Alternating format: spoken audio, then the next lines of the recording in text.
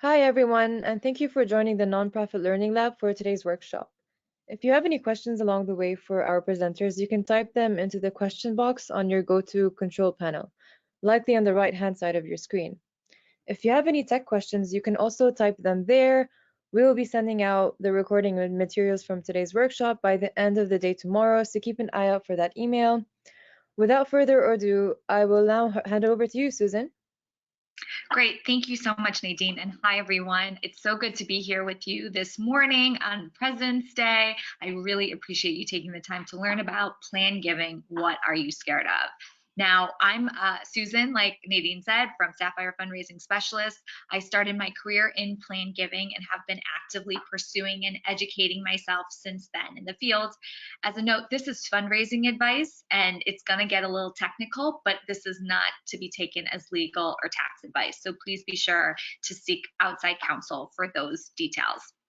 And today we're going to be talking about that ultimate gift in fundraising and understand why it is the ultimate gift, the planned gift. I know you all have a lot to do and this is hard and we need to build up confidence. So let's gain some tools to make those asks.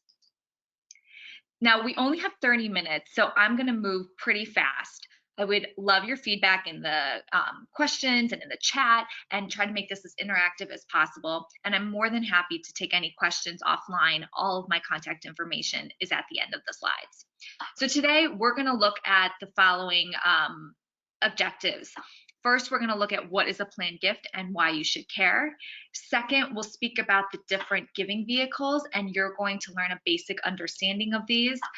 Third, we're going to talk about why is this such a, quote, scary topic and how to build our confidence beyond those fears.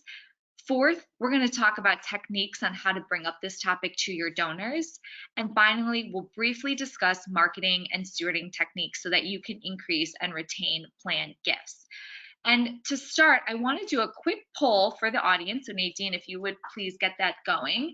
I want to get a sense of what your organization is operating in terms of plan giving programs. Are you an organization that you regularly promote and receive plan gifts? Maybe you have a dedicated staff member who's doing this. Perhaps you are at a nonprofit where you do receive a few plan gifts, but you don't market it that much. Perhaps you don't do any of those things. Maybe you are not sure if you do. And of course, if that's true, you're definitely in the right place. And then finally, you are saying, what is a planned gift? So we're going to take a few more moments to just see what the poll results are. Again, for all of these, you are in the absolute right place. Nadine, when we're ready, just flip it and we'll take a look to see who is here today. Okay, so we are about a third. No, we do not have a plan giving program. Okay, great. Another third has, we have some plan gifts. And then some are saying not sure. And then a few, this is great. So this is a really interesting a spread of people. And you are all in the right place. Thanks so much, Nadine. We're going to move on. So like we said, what is a planned gift? And for those who answered, here's your answer. Let's start really simple with this. Basically, this is a charitable donation. It is something that is planned out. It is received to the organization either during the donor's lifetime or after their passing. There are a few other names you might hear, and they're often interchangeable: a legacy gift, an estate gift. You might hear a testamentary gift, which testamentary just means after death. But chances are this is the largest, most thought about, and therefore arguably the most meaningful gift that a donor will make in their lifetime. Think about that for a second. A donor works their whole life, thinks about how they spend their money and time, and now that it's coming to an end, they can make a few final gifts of good and kindness. So it's pretty powerful. Now, some of you might be thinking, well, why should I care about plan giving? I am on the annual fund side, and that's what I do. Well, and it's important that you are, because of course we need the dollars today. But I just want to put a few thoughts in your head about why this matters, and matters right now. First, we are in the midst of the greatest wealth transfer between generations the United States has ever seen. In this chart from wealthmanagement.com that uses data from the Boston College Center on Wealth and Philanthropy, you see that an estimated $59 trillion is being transferred between generations over this past decade and into the next few decades. Some estimate put it as high as nearly $70 trillion being transferred. Now, a lot of this is going to heirs. From this chart, you can see about half is going to heirs. And some, of course, are going to go to taxes. But a lot can and will go to charitable organizations. And like we talked about in the last slide, the gifts made through planned giving are often much larger than in an annual gift. The second reason why you should care, the population of the United States is aging and the population growth is declining. In fact, 2021 saw the US population growth hit an all-time record low. This is due to a few factors. We could go into this at another point, but one thing to be aware of is that very sadly, 1 in 100 elderly died due to COVID, according to a recent Washington Post article, which is hyperlinked in this presentation. And according to a recent US Census report from December of last year, also linked below, net immigration between 2020 and 2021 went down dramatically from the year before. And this is following a pattern of decline since a peak in 2015. Now, why does all this matter? Well, all this change will have, and probably already has had, an impact on our economy and our population. And your organization is likely dependent on individual donors who are probably older. But who will replace those current donors in the years and decades to come? The third reason why planned giving should be on your radar is that you need to be preparing for the unknown and pivot as needed. I'm going to guess that many of you were not prepared for COVID and probably not 2 years going. You've had workforce changes, you've had budgets change, you've had revenue change. There's just a tremendous amount of uncertainty, and that makes planning for the future very difficult. Plus, you add on those aging donors, which are oftentimes our largest donors at nonprofits. What are you going to do when your largest donors are no longer able to make the sizable gifts that they currently do? Have you been able to build relationships with younger donors who also have the capacity and affinity to give at those same levels? So finally, wouldn't it be nice to have some certainty with known revenue to come in from a planned gift? Yes, that would be nice. So now I want to share, just to hammer home, why planned giving is so important and why you should be caring about it. There's this great quote from another fundraising consultant, Andy Robinson, who says, "Dead people, through their estate, give away more money year after year than all US corporations combined." Let me just break that down. So that means some data behind it. Giving USA recently came out with statistic from 2019 that Bequest accounted for about 10% of all charitable giving in 2019. 10%, whereas corporate giving was less than 5%. So think of every US company in the United States and all of their corporate giving and social responsibility. That was half the amount of money of what came from people's estates in 2019. So pretty powerful. So now I want to do a little quiz to make sure you're all paying attention, and I'm going to open up the next poll. So Nadine, if you wouldn't mind putting this up. This isn't meant to be hard, but let's go through what is the most common type of planned gift. Is it the charitable lead trust? Oh, that should say trust, T-R-U-S-T. Retirement assets? Is it a bequest? Or is it real estate? Again, this is what is the most common type in the United States of planned giving. Which one of these is the most common type? Charitable lead trust, the retirement asset, any kind. And now let's look at the answers. So a little over half of you said bequest, and then 18% said charitable lead trust and retirement assets, and 6% said real estate. Well, the answer is bequest. About 9 out of every 10 planned gifts are bequests, in fact. Wow. So let's thank you so much, Nadine, for showing that poll. I'm now going to move forward. And we're going to talk a little bit more about the bequest and why this is so important, and just make this not scary for you all, because this is really the bulk of the planned gifts you're going to ever talk about. A bequest is simply when a donor writes into their will, trust, or their codicil. And codicil is just a fancy name for an addendum to a will. So they added on something. And they want to leave a certain dollar amount. So let's say $10,000 or a percent. So let's say 2% of their estate, or let's say a percent of the remainder. So let's say they want to leave the first $5 million to their 3 children, and then the remainder of the estate is split up, 5% of each of these 5 charities or whatever it may be. So if the money is from in a will, then once the person passes on, the estate goes through probate, and then the bequeathed amount goes to the organization. If money is directed from a trust, which is a separate legal entity and therefore does not pass through probate, the money can pretty quickly go to the organization. So pretty simple. And again, 9 out of 10 planned gifts are bequests. So these are very, very common.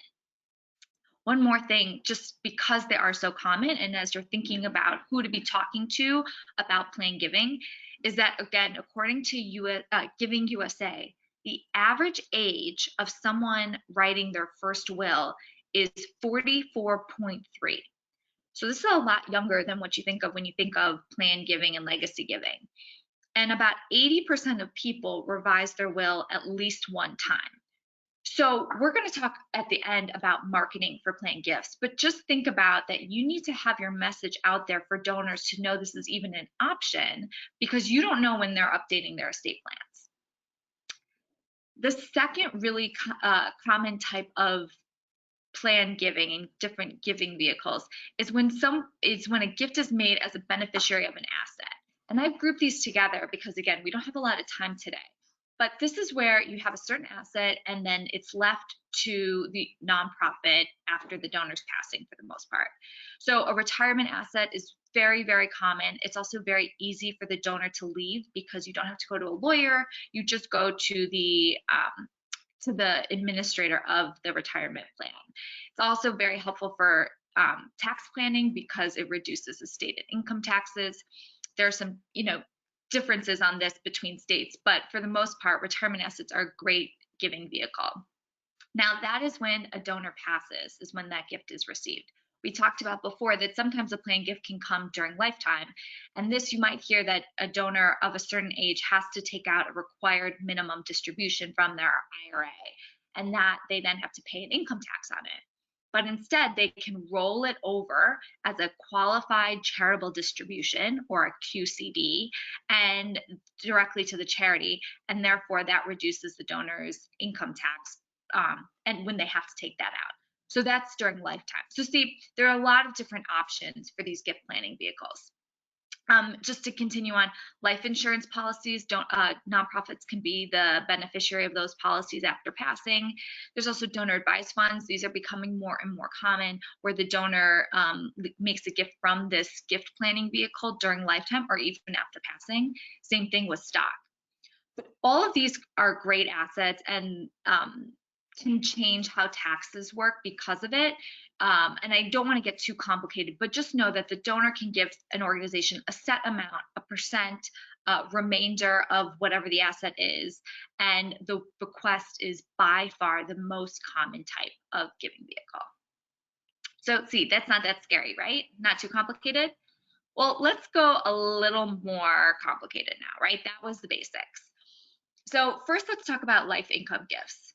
And there's 2 that I want to touch upon today. The first is the charitable gift annuity, or a CGA. And put in the chat if your organization happens to facilitate it. I'm curious if anybody does. I'm going to guess probably not that many based on the respondents before. But this is when a donor gives a certain amount to a charitable organization. Usually there's a minimum amount, let's say $10,000. And then over the rest of their lifetime, the donor receives back from the organization a fixed distribution amount from this CGA. And the organization gets to keep the remainder of whatever was donated, plus, of course, any interest after the donor passes on. This can be a really nice solution for donors who seek a fixed income during their lifetime. And the payouts are standardized annuity rate based on certain standards. So you don't have to figure that out. Now, this one type of gift is different than the others because it requires more facilitation by the nonprofit upfront than after the end of the gift date. So this is something that a bank can often help the nonprofit and requires just a little bit more level of activity initially. The other kind of life income gift to be aware of is the charitable remainder trust. And it's very similar to a charitable gift annuity, except instead of putting the money directly in the nonprofit, the donor sets up a trust, funds it. It's irrevocable, meaning it can't be changed. And then every year, just like with the CGA, the donor receives a fixed amount or fixed percent based on the terms of the trust. And then at the end of the donor's lifetime, or the end of the trust life, again, it depends on what the terms are, the remainder of this trust gets donated to charity. So they get it at the end. These are usually much larger amounts because it takes some more lawyer time to set it up, but it can be a nice tax planning vehicle. What about some other types? There's similar to the charitable remainder trust is the charitable lead trust, which is basically the opposite of the charitable remainder trust. This is when the donor, again, puts money into an irrevocable trust. They get a tax benefit from this as well. The charity then gets a fixed amount or fixed percent amount over the terms of the trust, let's say 10 years. And then the remainder, after the terms are all met, goes to either the donor or to their heir. Or another person. So again, the remainder trust, first the donor gets receive the income, the charitable lead trust, the nonprofit gets the income. Again, this is really only set up for really wealthy estates because you need quite a large asset to set it up. But if you hear about this from a donor, you should definitely perk up your ears and talk to them about it. Finally, another type of gift vehicle that a donor may be interested is leaving a tangible asset, like real estate, like jewelry, like art, like collectibles. And this can be quite a significant asset that the donor wants to give. But usually the charity needs to appraise it. You know, land can be quite different in value. Same thing with jewelry or art. And these can also be gifted during lifetime or after passing. But you want to consider a gift acceptance policy, and hint, hint, you should all have a gift acceptance policy. Because sometimes the appraisal and the selling of these assets might take quite a bit of time. You know, if you have a Beanie Baby collection being donated to you, the Beanie Baby collection may actually not be worth that much, and selling it may be more hassle than you think. So now I really want to make this not scary, right? So here's a picture of me as in Minnie Mouse Halloween costume. My video is not going on, so just pretend that this is what I look like. And I share this with you because I don't want you to think of plan giving as scary. Just as like, this is me being super scary on Halloween.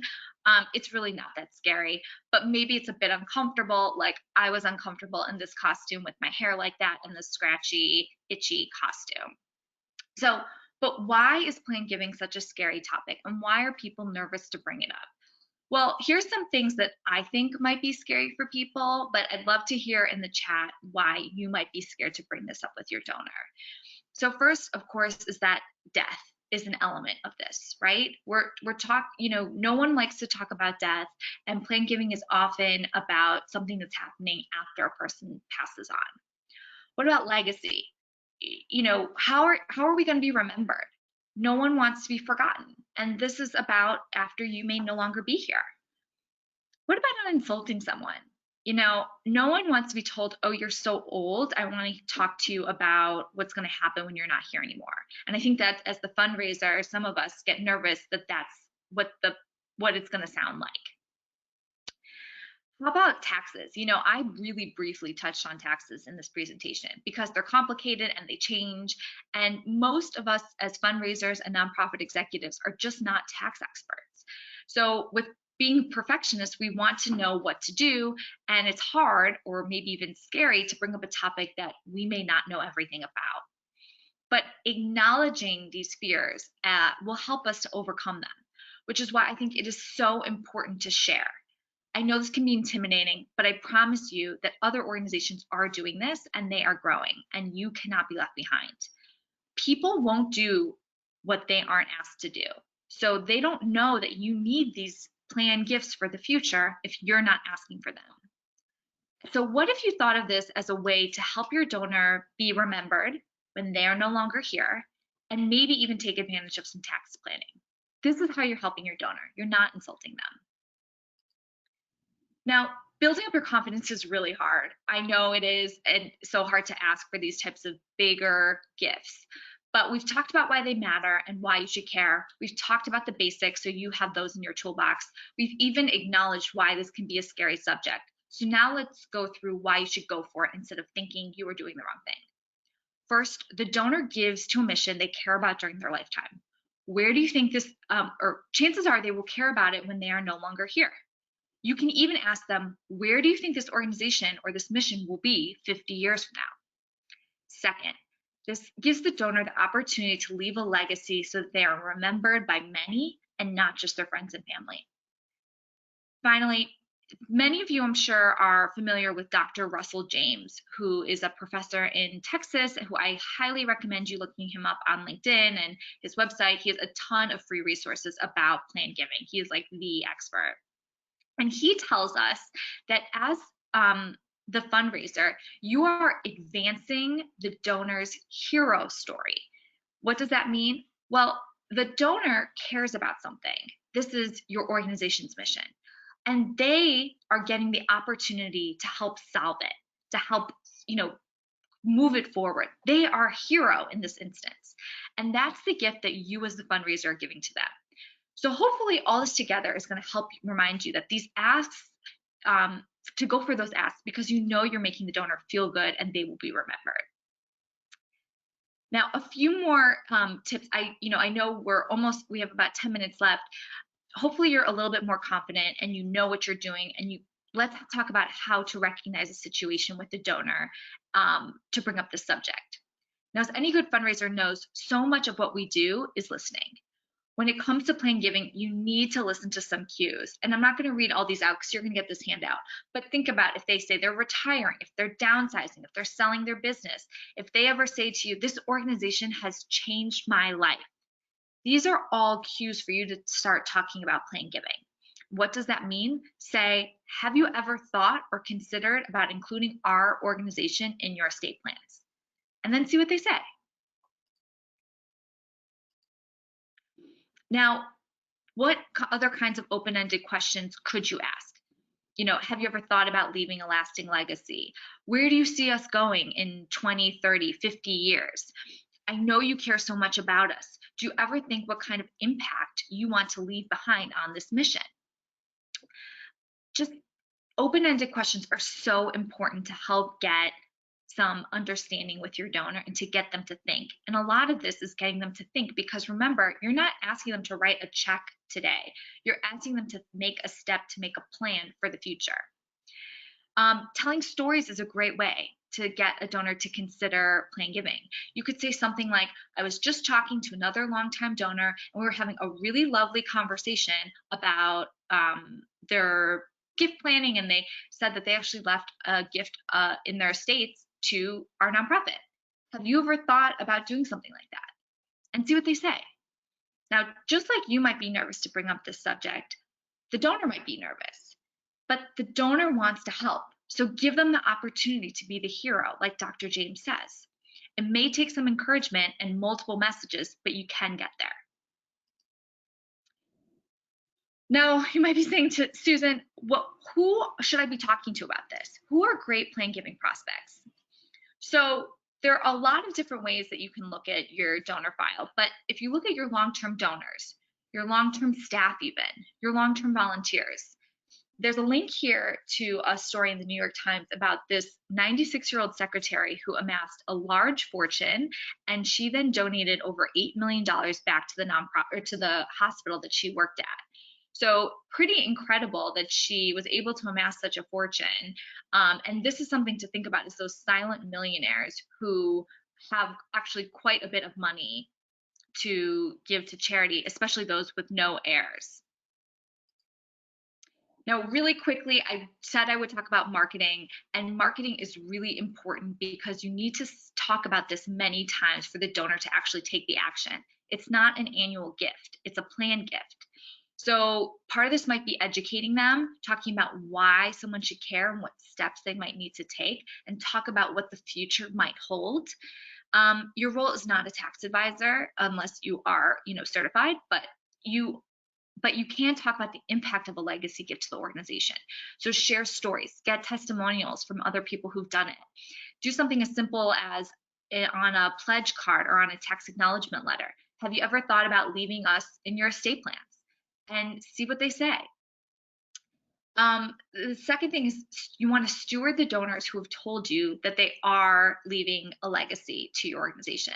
You can do a legacy society, newsletter, special benefits. You want to make sure that you keep people engaged with you even after they take this action, because as easily as they added you, they can remove you. Finally, don't forget to include donor intent and prove that you have documentation of it all, because you never know what might happen in the future and you might not be there when this gift comes in. So make sure everything you have is written down and clearly identified that the donor planned to do this. Now, finally, there's just a few key takeaways. A planned gift is a meaningful, well thought through charitable gift that can be gifted during lifetime or after one's passing.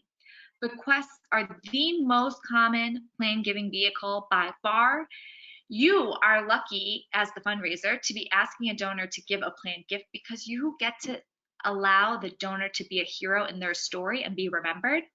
And then finally, a planned gift will likely take multiple conversations. So one has to be patient and send multiple messages to keep this on their mind. Now, here's all of my contact information. You can scan that QR code to sign up for my email to get more information about me, or you could click that link to sign up for a 30-minute fundraising consultation. And I know we have a few minutes left, so I'd be happy to take any questions, Nadine, if there are any. Thanks, Susan. We do have one question from Molly. She says, we are a very small organization. Are you able to share what external resources would be most important to prioritize for us to equip our fundraising team to Sure. have So, you know, go ahead. um, to have these conversations with donors and facilitate these types of gifts? We have a financial advisor who manages our investment portfolio. Are they the best professional for us to be leveraging for our planned giving program? So, I mean, I think there's a lot you can do. I think the first thing to think about is to start marketing that message. So just start including in different, in again, a tax acknowledgement letter on your website. Say, have you ever thought about including us in your estate plans? And have the people start talking to you. I don't think you have to set up a lot, but you have to start talking about it and marketing it. A lot of fundraising is marketing and getting the word out about why this matters. If you already have a planned gift, again, I would start with getting a testimonial from someone and see if you can share that story. I think getting financial advisor is really helpful if you have a specific gift that you have questions on, and of course on the investment side, but they don't necessarily need to be just to start having the conversation with the donor. Thank you, Susan. Those are our questions so far. This workshop has come to a close. Susan, if you want to add any remarks at the end. Sure. So again, thank you all so much for joining us, especially on a Monday morning. My name again is Susan Kahan from Sapphire Fundraising Specialist, and I'd be more than happy to talk to any of you separately. There is my email, or you can find me on LinkedIn. All right. All attendees will receive the recording and materials from this workshop via an email by the end of the day. Thank you all so much for participating. And again, thank you, Susan, for educating our community. My pleasure. Take care.